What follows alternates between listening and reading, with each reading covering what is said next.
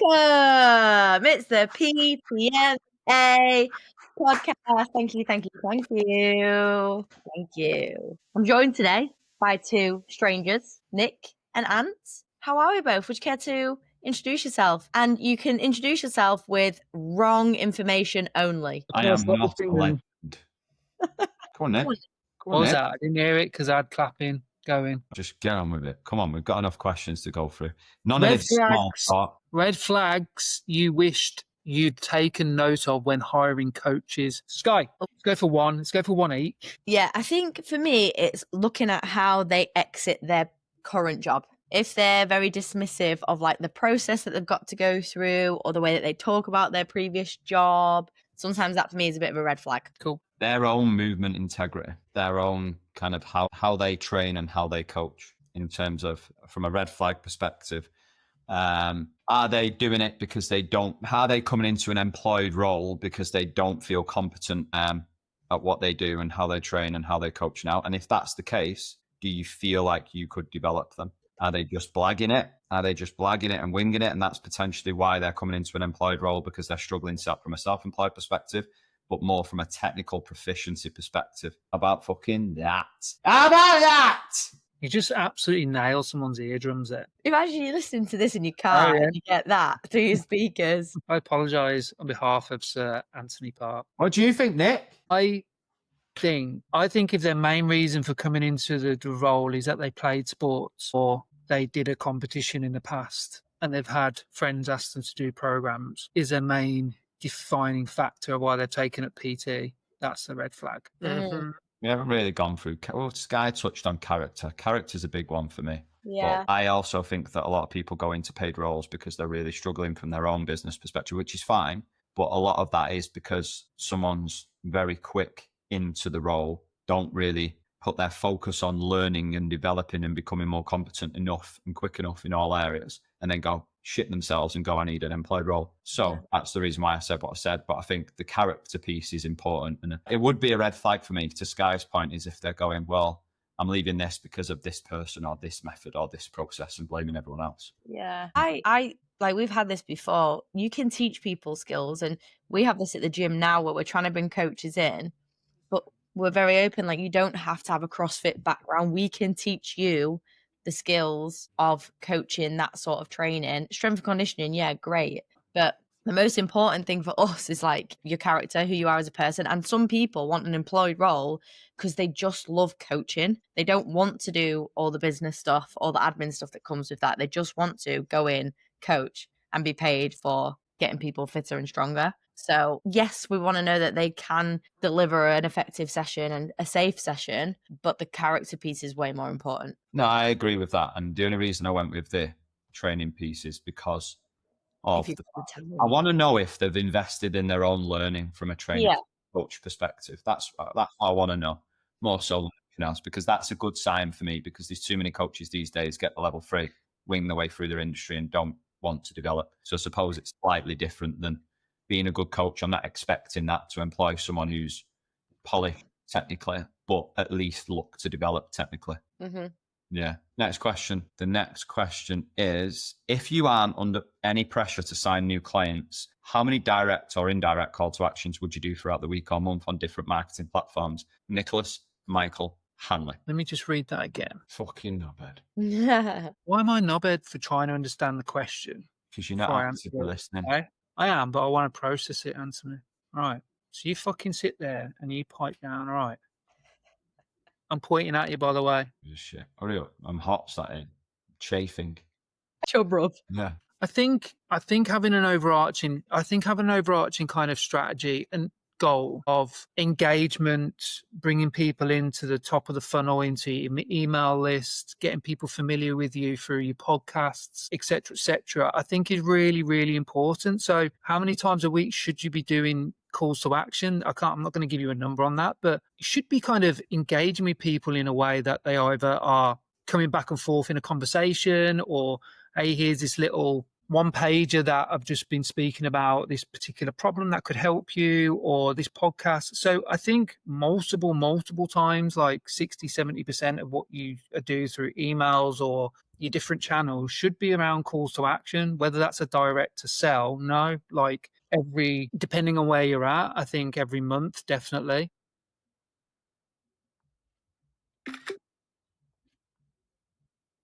What are you doing there, Sky?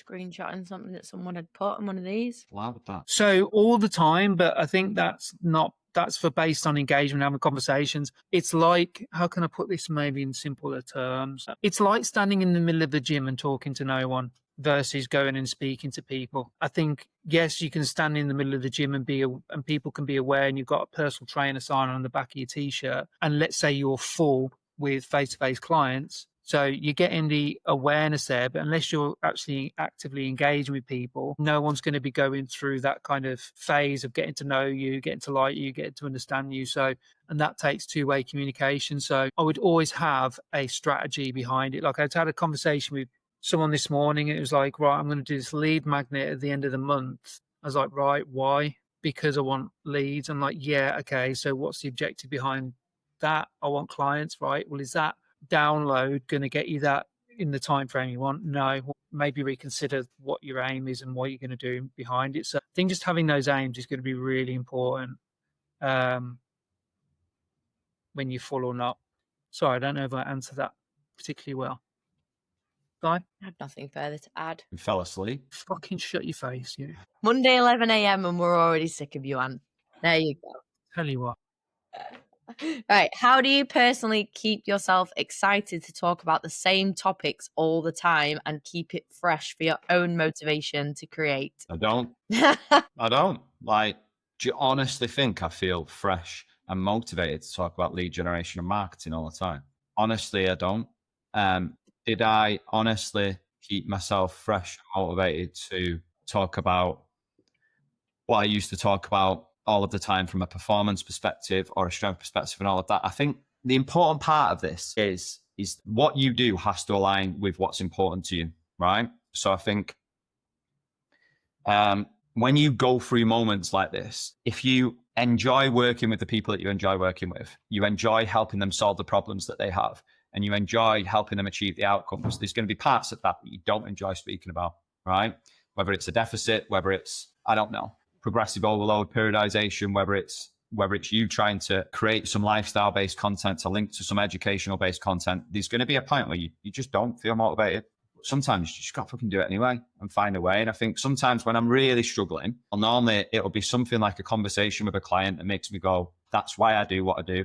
And actually, I need to really get back to speaking to them on their first point, at their starting point, because that really matters to me. That's what's important to me. That's why I do it. So yes, it's mundane, not very motivating to talk about the same shit all the time, but I know that's what they're thinking and feeling at that point. So putting a different spin on it because of that conversation helps me feel motivated about it. So yeah, I'll be brutally honest. Like, I'm not always motivated to talk about that stuff. I don't always keep it fresh. There's times where I go, I've got to talk about the same shit over and over again. But long story short, if the purpose behind what it is you're doing and who you work with and the problems you want to solve and the outcomes you want to achieve for people really matters to you, then you'll get over that and do it anyway, in my opinion. And I'm sure there'll be some people out there and go, because I love what I do and I enjoy it, it doesn't feel like work every day and all of that.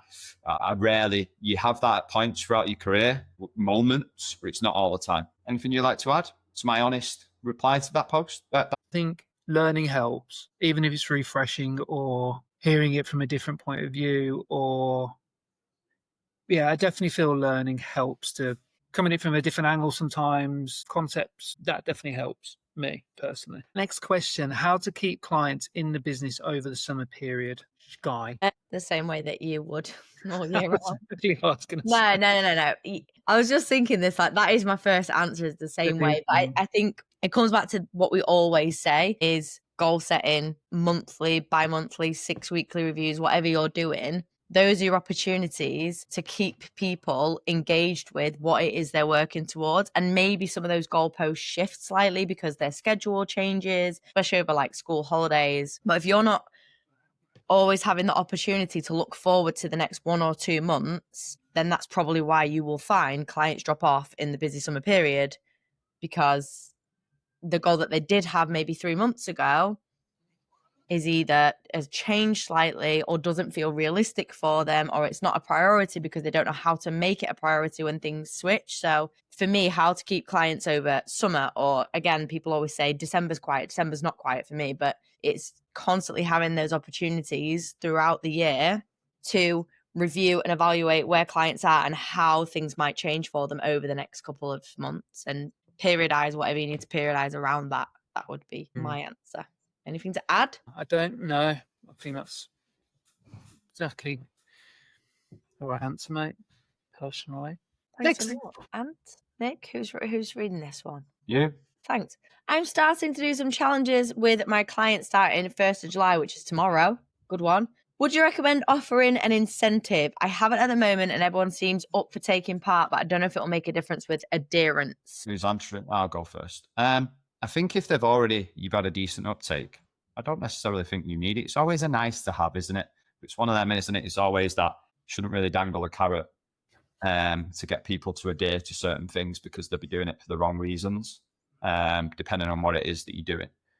So if you can do it without and you can get engagement, I think it's a true reflection of your buy-in and if it's the right challenge and they value it. But is there any harm in doing it? Absolutely not. You just don't want people doing it for the wrong reasons. It's mine now, isn't it? Ronaldo or Messi, Nick? It's the worst question you could ask me, isn't it? I don't think it is now, but if you want it to be, then that's fine. I'll go to the next question. In terms of marketing, if you offer, say, small group PT, one-to-one online, how do you go about this without confusing your offering? Is selling privately instead of trying to sell publicly. That's the first thing I'd say. And what I mean by that is if I'm kind of pitching a post or a piece of content towards, and it's a very direct post towards one-to-one one week and then small group the next week, that can conflict. Not conflict in regards to the message per se, but conflict on choice. Like which one's best for me, it automatically brings up questions which slows down decision making. Versus if I am positioning the main problem, if I'm speaking to my niche, if I'm creating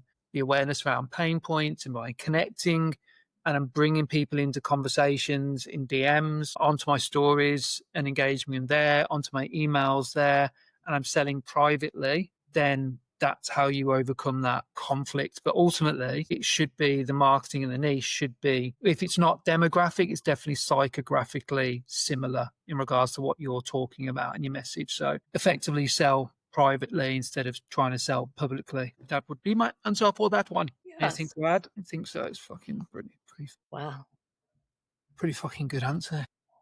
Sometimes I think about leaving my gym. I'm wary that there's potentially better out there for my business, but also wary I've got it all right here. And I've managed to build up something somewhat solid without much focus on sales and marketing before joining you guys. What would you do? Also, we should take up Sky's idea for the last podcast of a case study of joining a random pure gym and how many clients you could get. I actually really want to do that. I would love to do it. I was just thinking then, I was like, is there a way that I could just press pause on my business and be like, guys, I'm just going to be out for 3 months. Just get I'm fine. gonna build up a business in a pure gym. See you in I 3. wonder if anyone would actually take us on. I think I could get taken on. Well, mind you, you'd see, wouldn't you? Look at my CV. Business mentor, gym manager. I'm coming back, guys. I'd have to go to I don't know. I probably would go to a pure gym more than another gym, but I'd fucking love to do it. I'd love to do it. Back to the question. That's the question. Who's answering? Scott. There's some different parts of this question. I think when they say I've got it all right here, does this mean that they're not having to put as much time on their business to build a business? Is that what having it all right here is? Because I just think that there's so much potential that you could have if you haven't had that much of a focus on sales and marketing to build a business further. So what would be the pros of doing that, getting solid foundations in place with sales and marketing? What would your business then look like if you feel like you've done that already without that? What would that look like in that gym? What do you think would be different if you took that to a different gym is what I would weigh up. What would be different for you if you went to a different gym because you think it's potentially better versus if you actually just put solid sales and marketing processes, lead gen, everything that you're obviously doing now with PTMA in place? What is the potential for business there? That's what I would be weighing up before I thought about it. Go on, Nick. You look like you're going to say something. Kind of it depends. Like one hand, if you're happy, comfortable, and kind of go, you know what, got a solid business. This is where I want to be. Sound, but I don't think you're there because you probably wouldn't be working with us if you were there. So I also think that a different. I don't think there's gonna be better and worse gyms. How you classify that and look at that is subjective completely, right? From kit, space, membership, location, price point, how many PTs, all that kind of stuff, right? But the simple fact that it will completely take you outside of your comfort zone and shake you up a bit, I think you should do it. And I don't know, that would be just a different, or if you're on shifts now, like going on rent and just going for it, I think you just need that shake up sometimes to put you under pressure, create more opportunity to allow you to think and see things differently. So I always think that is a positive. That's my point of view. And today, No comment. Great. Next question. How to stay aligned to the mission when you're in a rut? Who's that for? Okay. He already knows the answer to that question, as does probably most people listening to this. But sometimes you obviously just need to hear it. I think you have to tap back in and dial back in to why you're doing it to still see if it means the same to you. The purpose and the reasons why you're in the role in the first place, in terms of, is it something that you want to do? Is it something you get fulfilled from? The why comes a lot of the time from the personal goals that you have. So are the personal goals genuinely big enough, and do they mean enough? Do they keep you accountable enough? And if they don't, fucking change them and do something about them. And if they do, then you've got to stare at them and fight a little bit, because a lot of the time when you're in a rut, a lot of it is either removing all of the various shit that's in your way that doesn't necessarily need to be in your way at the moment. So you can remove that and focus in on the one main thing that is going to move you forward and solve the problems that could come up achieving that. And then when you start to take action on that, then the motivation and the that you'll get from it will get you out of the rut. So I think there's an element of tapping back into your why, challenging yourself on it. If it's not big enough, fucking make it bigger. And then off the back of it, make sure that you put yourself in a position to fight for it, because 9 times out of 10, if you fight for it and create the action and create the motivation, then the competence will build. You'll see the results that you want and you'll move forward and no longer be in the rut. Boom. next. What made you initially get into coaching? Who? Nick. To be honest, I wasn't aware of what coaching was for a long time, probably. So what got me into fitness is I didn't like academics particularly. Didn't interest me. I enjoyed playing football, enjoyed playing rugby, enjoyed doing martial arts. And movement and things was the only thing that I was interested in and I excelled in at school. And then I think getting into the gym, one of my first roles as a supervisor in the college gym, it just kind of took to helping people with the terrible knowledge I had then. But then what really got me into actually understanding coaching was the kind of the psychology behind sales inadvertently, because that was the psychology of like behavior change, etc. So that was the first thing that really kind of opened my eyes to what actual coaching was. And then going through like NLP, that really spurred me on. So I think just a different take on how you can solve problems for people was the biggest thing for me that got me into actually coaching, not just being in fitness. Bosh, next. Don't care about you two. Best ideas to get gym floor leads to your socials. Just Guy's question. Nope, it's your question. This is my question. First idea is that I would have a QR code for my socials, and I would interact with at least 10 people an hour by handing them something as a hook. Like, I've got a free program for this person, or let's say it's targeted. Let's say, I don't know, it's you're targeting someone who loves functional strength conditioning, performance. I've got this hybrid program, because clearly we put that hook on anything at the minute and it's going to get some return. I have got this glute program. I've got this lower body program. I've got this upper body program. And I would give them away and go, all you've got to do, scan. If you scan this, add my socials, I'll send you that. And I'll take your email and go away. So I would do that relentlessly. So I would give something away in order to get people there. I would potentially do some form of like accountability challenge on something that needs solving for people, and I would deliver that challenge through my socials, so it gets people on my socials. I would potentially do a gym floor giveaway. And one of the conditions is that you have to follow me on my socials.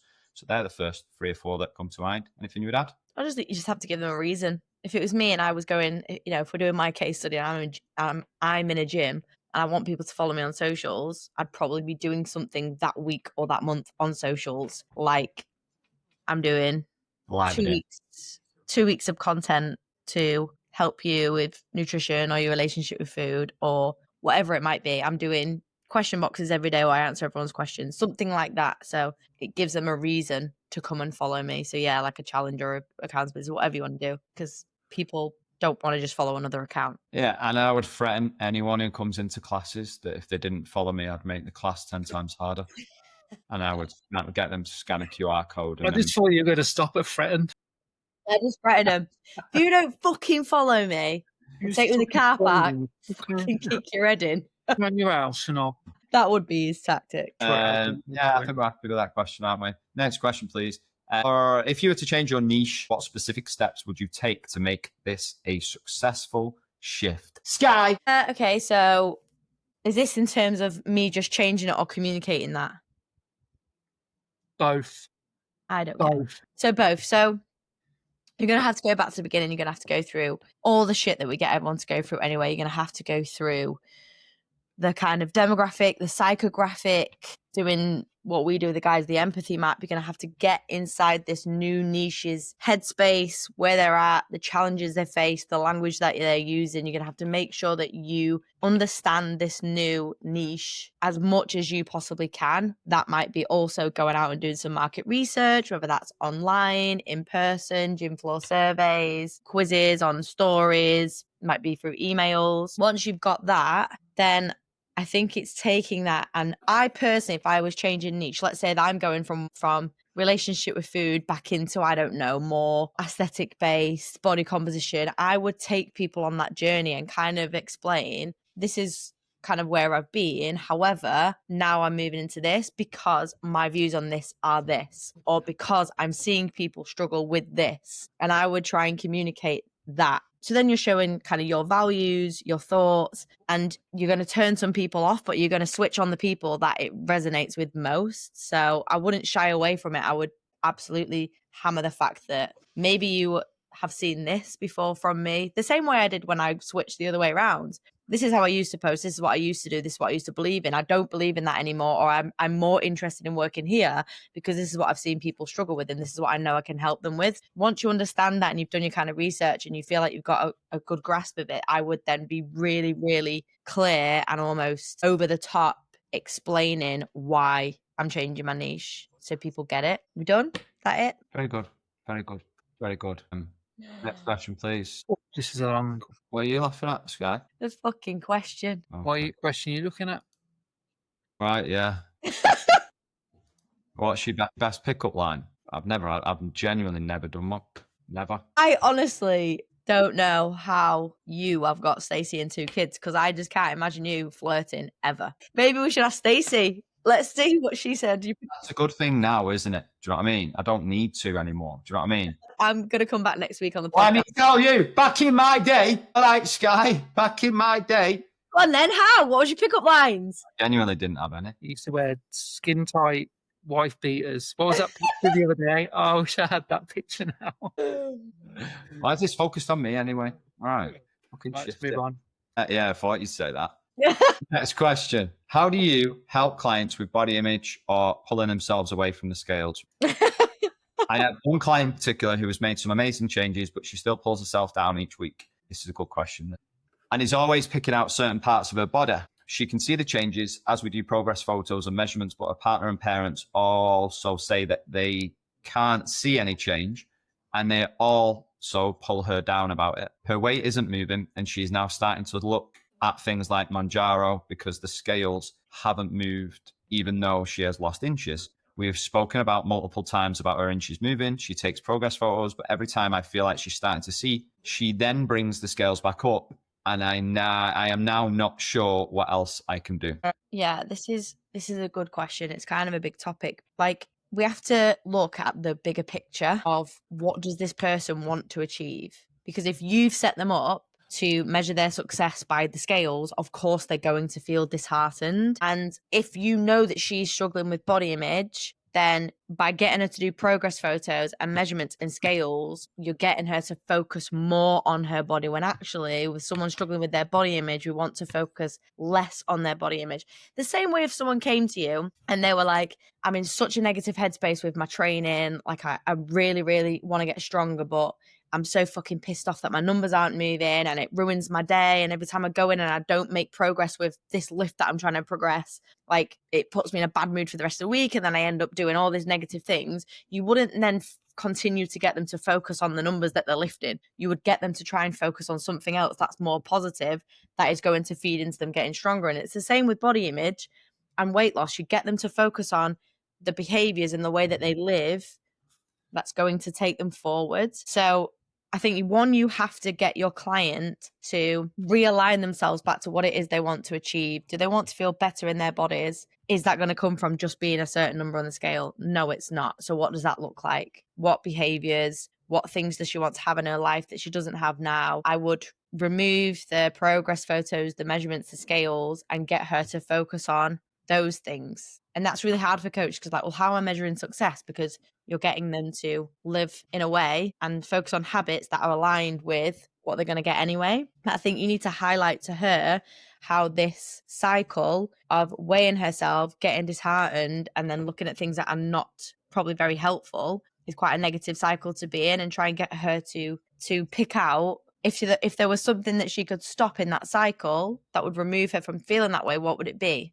Well, it's obviously weighing herself every day. So yeah, it's a really big topic and it's really complex because everyone's different. But when it comes to body image and people struggling with the body image, I think people think the focus should be more on the body then, because they're not happy with their body, when it actually should be less on the body and more about all the other things that feed into their health, their fitness, their overall well-being. Very, very short answer to a very complex topic. Well done. Have a drink. Right, you've earned that. Well done. Next question, Nick. I haven't read a question for a week. Hurry up then. What part of your job do you enjoy the most? Anything that doesn't involve me working with Nick. God, you're fucking boring. The part of the job that I enjoy the most, well, I think the part of the job I enjoy the most is the coaching element of just sitting down and guiding a coach to their own action plan and them seeing a result off the back of it. When they're doubting themselves a little bit and they take action anyway and they see a result on the back of that action, that's the part of the job that reminds me why I'm doing it. No matter how big or small, I just think it's the best part of the job. Yeah, I know it sounds very boring and predictable, but just is. What about yours, Nick? Similar. I think it's anything where their belief and confidence goes up. Yeah. I would say it's those, because it's so subjective. Like, it could be in a process they're doing, it could be more confident in the money they're earning, which equals less stress, which there's so many different things. But I think those two things ultimately are the best things that happen. Yeah. Agree.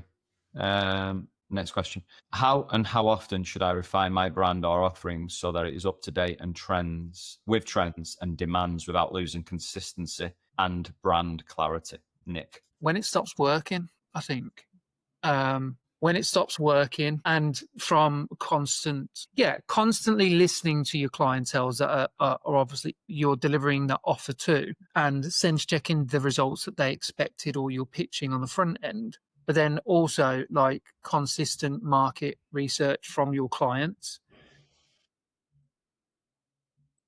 Up to date with trends. I mean, yeah, to a certain extent, but also, if you know anything about the fitness industry, things just go in cycles constantly. So, like, what are we in? We're completely immersed as an industry into the functional hybrid fitness phase at the moment, aren't we? I'm sure 100% that the competitive bodybuilding phase will come back around again. They'll be more popular, but I mean, it's never really gone away. But from a general population point of view, that'll come around again. Someone will remarket intermittent fasting in a certain way at some point. Like, it just always cycles. Why? Because everybody's working off the same principles. So I think the main thing I would be looking at is, am I delivering results? What are my clients saying? Do I need to refresh, not particularly the brand, but repackage the offer if things are going stale? And the metrics of that are constant marketing